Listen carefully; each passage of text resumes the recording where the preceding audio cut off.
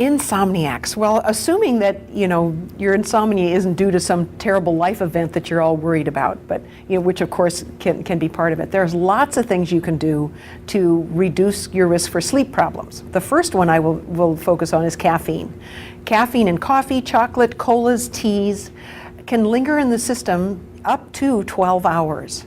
And if you're drinking coffee at 2 or 3 in the afternoon and then wondering why you're tossing and turning in the evening, it could be that you're one of those people that's more sensitive to caffeine and it's still in there brewing, keeping your nerve cells firing and keeping you wide awake.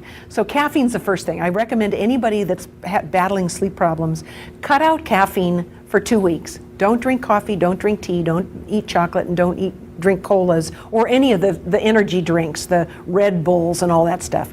Just eliminate caffeine from the diet for just 2 weeks, not forever, just 2 weeks, and see if you see an improvement in your sleep habits. If you do, caffeine's been contributing to your sleep problem. You probably can still have a cup of coffee once in a while. Keep it in the morning and keep it to 1 or 2, but don't drink any for those 2 weeks. Give that a try.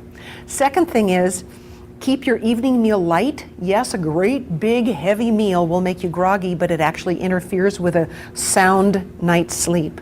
So keep the evening meal light, add a little, a mix of healthy fats like olive oil and maybe a little bit of pasta and maybe a little chicken breast and lots of fruits and vegetables.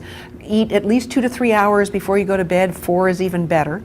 And again, keep not a big portion and not a greasy portion. Keep that evening meal light. Watch out for spicy or gas-forming foods. I mean, this is just kind of common sense, that if you got heartburn or gas, you're not going to sleep as well in the middle of the night. MSG is another one that they add to Chinese food often, but you can even get them in packaged foods. And some people are sensitive to MSG, and it causes wild dreaming and disruptive sleep. So avoid gas-forming foods, spicy foods, MSG-laden foods, and see if that improves your sleep habits. And then finally, about an hour before you go to bed, have an all-carb snack, a small one. You only need about 30 grams of carbs to do this, but have an all-carb snack. Maybe it's some air pop popcorn, half a whole grain English muffin with a little jam on the top. It will raise a brain chemical called serotonin, and when serotonin levels are high, you tend to sleep like a baby.